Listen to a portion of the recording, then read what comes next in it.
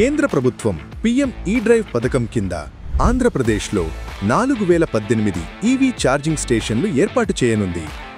దీనికోసం సుమారు 2000 కోట్ల భారీ సబ్సిడీ కేటాయించడం సాధారణ నిర్ణయం కాదు.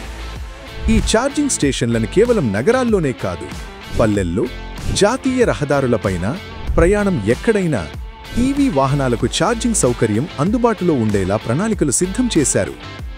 ఏపీ ఎస్పీడీసీఎల్ కూడా హైవేల మధ్య ప్రత్యేక ఈవీ ఛార్జింగ్ నెట్వర్క్ను అభివృద్ధి చేస్తోంది. దీంతో రాష్ట్రం మొత్తం ఒక పెద్ద ఈవీ జోన్గా మారనుంది.